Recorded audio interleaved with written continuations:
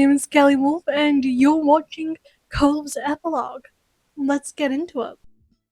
Well, it's okay. You looked very nice. That earned you a sheepish smile, though he still clearly wished this look hadn't garnered any extra attention. Cove's eyes stole a glance at the hole, as if he calculated as if he had time for another quick change. Unfortunately for him, it was not meant to be. Time to head out came far quicker than you had expected.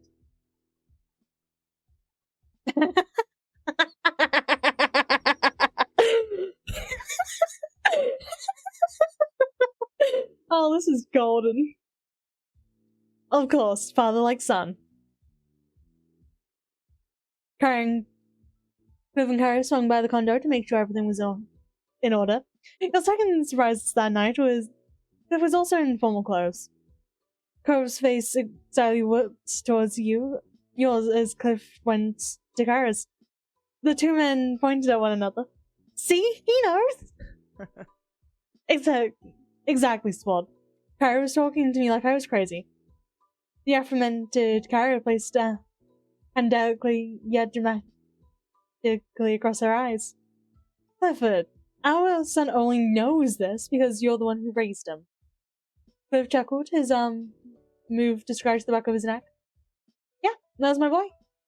The ends of Cove's mouth gently bent up. He was truly his father's kid, in more ways than he even realized. They may be the only ones in the group, potentially the only guests of the entire club will girls eat up, but at least they could now take solace in one another. That looked good enough for them. All of the members of your family headed out at the same time as the Cypress. It was to be the perfect reunion. Impeccably smart host agreed on arrival, really leading the way to the set of tables reserved for your group. Once you all settled in, chosen drinks were poured into delicate glasses. The food would be coming out later, then you all soak up the atmosphere a little while longer. Smiling, your parents faced the group of familiar faces, all gathered here to share this special day with them. Mom reached over, took Ma's hand, clasping it between both of us. Thanks for being here tonight, gang. Marrying this lady right here is the best thing I've ever done. And there's no one else I would want to celebrate that with. Yes, we're so lucky. Not only do we have each other, but we've got a large, loving family through all of you. Around you, you heard people saying, "Aww," and chuckling appreciatively another comment. Lee clasped her hands tightly in front of her, her eyes shining.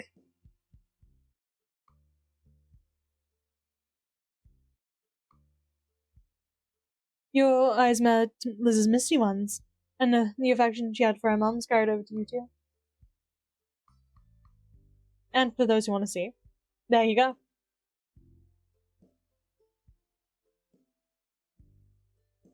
Oh look, Liz's hair tie matches her hair. Maybe she tied her hair with her hair. Be a very quick way of getting it out of the ponytail. Just shake your head real vigorously. You turned your attention towards the happy couple just as they leaned in to kiss, smiling all the while. Their table responded with cheers and clapping of God's happy anniversary, and other congratulations continued even after they'd broken apart. Mom beamed as she watched Ma giggle dreamily. Then her eyes met yours across the table.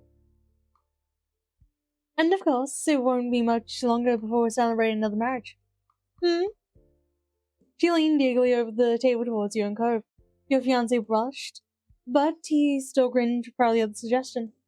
Yeah, when's that happening? With how long you've known each other, it's a miracle you've the willpower to hold off It's a miracle you've had the willpower to hold off on officially tying the knot already. Liz smacked. You know in that face since childhood. It meant trouble. Yeah, wait so much longer and I'll start taking bets for real. When it happened, I missed my chance with the proposal. The group burst into laughter. Cove, who only stopped pound long enough to take an angry drink of his drink, did not join in.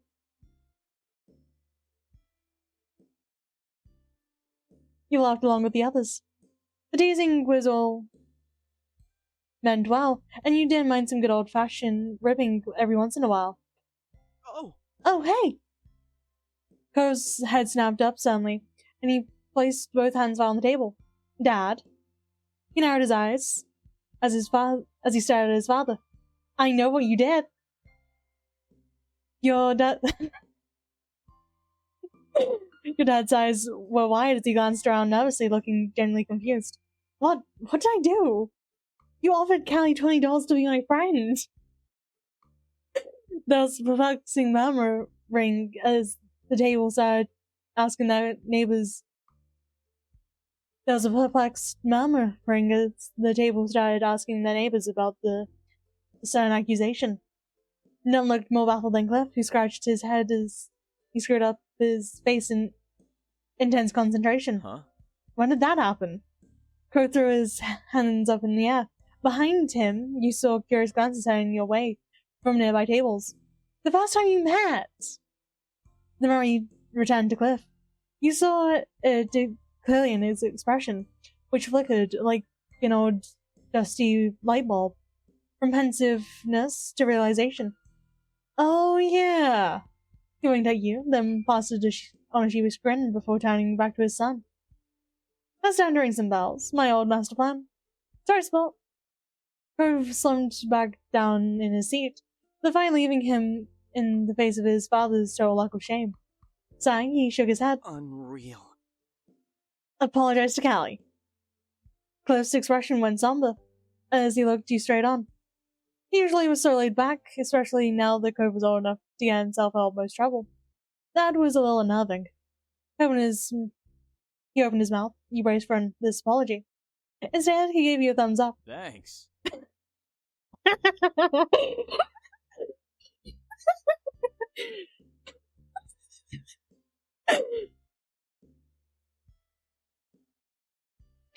Thanks for letting me get away with it this whole time. You're also my true ally. Oh my god, Dad. Anytime, Dad. Kara rubbed the bridge of her nose. Eyes closed, yet she didn't seem surprised in the least. You could only suppose she had enough direct experience of Cliff's antics to be inured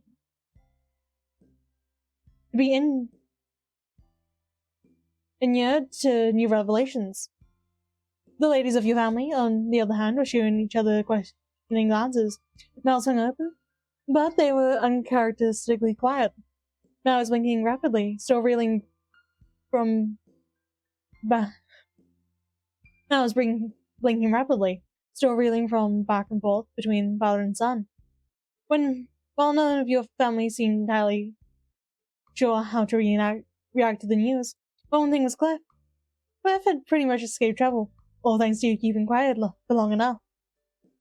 The waiters reappeared, delivering delicious plates of food, and the dinner began in earnest. Both conversations and laughter continued to flow freely as the night went on, with the two families relishing in the opportunity to be together once more. Eventually, after your hunger and thirst had been fully satisfied, the plates were cleared and the hunt began to draw to a close.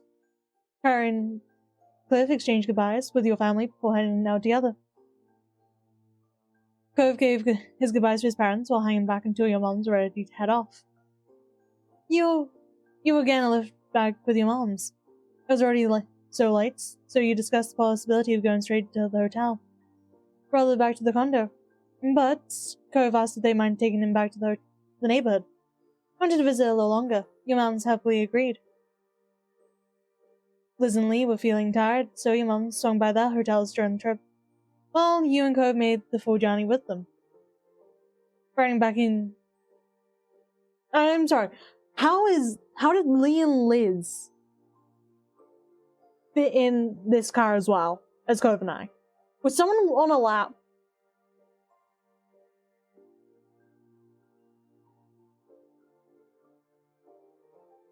Because how? How does that work? Were they in the trunk? I mean, I doubt it. Be a bit weird. My god. Right in the backseat of your mum's car with Cove felt more than a little nostalgic. Oh, whoopsies. As your eyes drift over him, his head resting on the neighborhood, it was hard to believe how much time had passed. Mom stretched as she got out of the car, smiling over her shoulders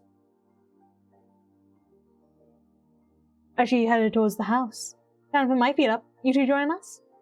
Cove shook his head. No thanks. It's your anniversary. You don't have to entertain me. I'll take a walk. It's never any trouble to have you over, Cove. You alright with that? Let him do as he pleases, Lani. But you better not stay out much later or there will be trouble. Matt chuckled as Mom waggled a finger, expression exaggeratedly severe, as she reprised the role. That, in truth, she never really played. Neither of your parents had been particularly harsh as you grew up. Matt joined in the act. Don't go too hard just because there's no school tomorrow. Laughing, they made their way inside, leaving you standing out in the dark street with Cove. You didn't need to ask him why. He knew is the answer for this. He wasn't yet ready for the day to end. Without a word, Cove began to stroll down the road. He walked alongside him. You had known your destination long before you had arrived on the dark and utterly deserted beach. There were no lights down here, nothing but the moon and stars for illumination. The only sounds that were gentle waves rolling in and out, and the soft sound of footprints you left in the sand. In other words, it was perfect. Cove stepped out into the waves without a word. He looked up at the sky with a smile. He then tucked his head down and began to pull his fancy shirt off. He tugged it over his head and lobbed it backwards further up the beach, and out of reach of the waves. You were hit with an old memory. The conversation with Baxter about skinny dipping. Look at that boy. Look at you now. Baxter would be so proud you took his suggestion. What? I'm not going that far. But a Baxter reference? That's unexpected. That's what you're doing, Cove.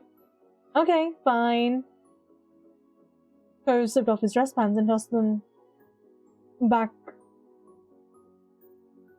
in roughly the same direction as the shirt. He was just down to his polka dot boxer briefs. Sometimes you were really struck in the ways he was braver than his younger self. This was definitely one of those times. Yeah, look at those boxes. Definitely something. He never and would never have done this while you both have been on the street. But you also know he wouldn't do it with anyone other than someone he spent all those years with.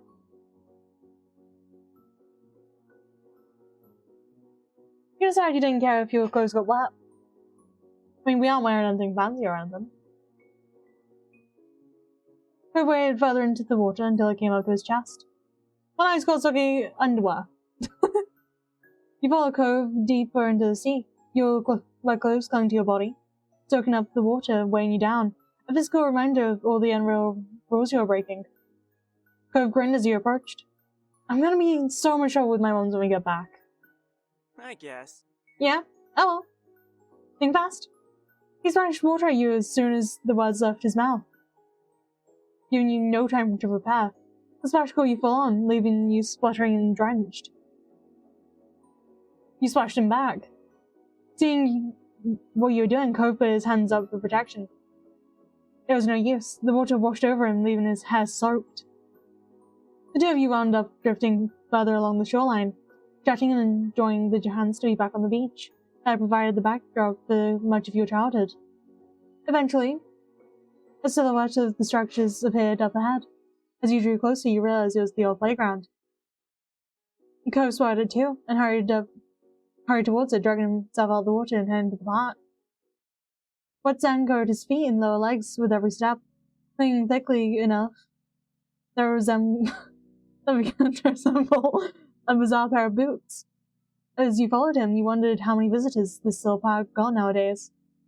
There are officially no children living in that neighborhood now. Cove gazed at his surroundings in wide-eyed awe. He didn't care at all that he was soaking wet and only dressed in his underwear. Crouching, he gently got on one of the children's-sized swing seats, marveling at it all. Wow. Can't believe how tiny everything is. Are we seriously small enough to use these? He shook his head, unable to fathom just how old you'd both been when you first met. Then walked over to the monkey bars. Once these had been a challenge for you. Now they were little more than waist-height next to Cove. Cove turned his back to the bars and hopped up onto them with ease, sitting on them comfortably. You sat on the bars with him. It was strange seeing an adult Cove juxtaposed with a baby playground, but you took your own place and structure. This place had been so exciting to Cove when he first arrived, and apparently it still was to this day. Cove smiled eagerly as he approached, getting his feet in the air happily, briefly forgetting about the low vantage point of his toes scraping along the ground. He continued to swing his feet with a little more care. He thought it was adorable. In this moment, you were home. It just so happened to be the place you'd grown up, but really anywhere with Cove. But really anywhere you could be with Cove, that was for you. He held a special place in your heart for so long, and so much of your life had been shared. You'd grown up on the same street, which had given you some common ground that went far beyond that. You'd both chosen from a young age to share your life with each other. You wouldn't have it any other way. Here we are again. Here we are. The mood had shifted now. The funny impulse night beach trip with the spike of adrenaline that had come from you playing in the water under the moonlight had settled into something quieter, more nostalgic. Cove leaned back, tilting his head up towards the sky to admire the stars above. Dinner was really nice. It was great to do all this. The smile he had got when he spoke was those words were as quickly as it had appeared. Why am I so fast? We came out here for the party, and it's over. Liz, Lee, our parents, we'll all be going back to our own things now. But what else can you do except to say it's okay? I guess it's part of growing up. This place and these people, they're our foundation. It shaped who we are. Now I'm like making castles out of sand. I owe a lot to Sunset Bird. His eyes twinkled fondly, and Cove's voice was gentle when he spoke again. You had a good childhood, I think.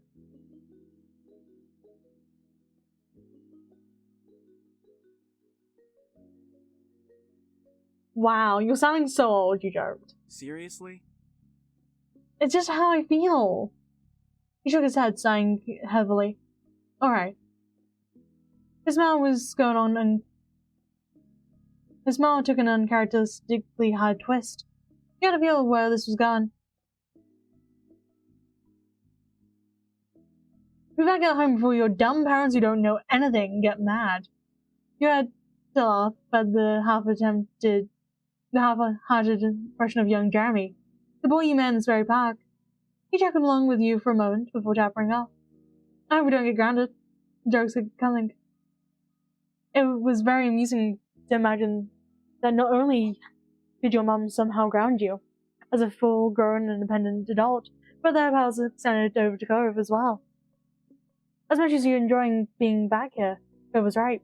You had to accept that you needed to go now. It was late, and your mom's still excited to see you before you got right to the hotel.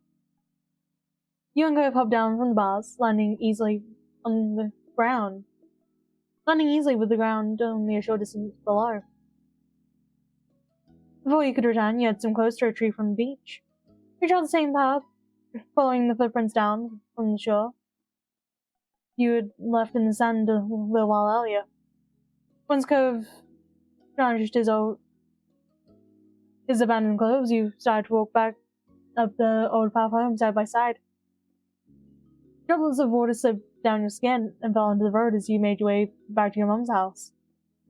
As you and Cove were still soaked and sandy from your earlier adventure. It was likely you were going to leave quite a trail in your wake. But you'd seen Cove's bedroom growing up. It was only natural for him. The air, slightly humid, already pleasantly dense with moisture, that felt like a hug as it closed around you. Any damn footprints that were left behind would take longer to dry in this weather. The signs of your adventure might even be visible when the sun came up the next day. You hope so. You quite like the idea of you and Cove leaving your mark on your hometown again, even if only for a little while.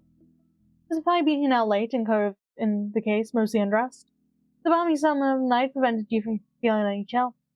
You were entirely comfortable. In truth, you felt warm inside and out. The day had been so lovely, spending time with friends and family, and you drifted your eyes to Cove. Cove Holden, your fiancé. Just seeing him brought a smile to your face. You truly are my other half.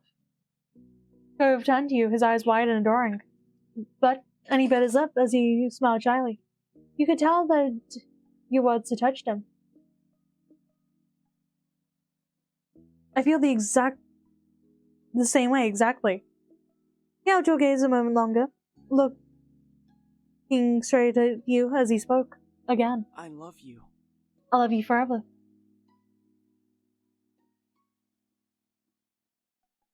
You kissed him. Catching him by the hand, you stopped Cove in his tracks and pulled him close. Your heart somersaulted as your lips met. At this moment, the quiet seaside town of Rest, it felt like it was just the two of you in the world. Cove returned the kiss, gently cradled your head with his hand until you were apart. You were full of joy. All of the concerns and the day-to-day stresses of normal life were squeezed out by it. What you could think of in that moment was how wonderful your life was. I don't think I read that correctly, but oh well. We all know this happens. Every second and every day needed to end sometime, and that time had nearly come for tonight. You had to get at least some rest and bring it all to a close. And so the two of you went inside to say goodnight to your moms, as well as cleaning yourselves up as best as you could. Your moms, both in pajamas, ready for their own sleep, rooted with laughter as you came inside, disheveled and damped, and the teasing continued until a car came to get you to the hotel.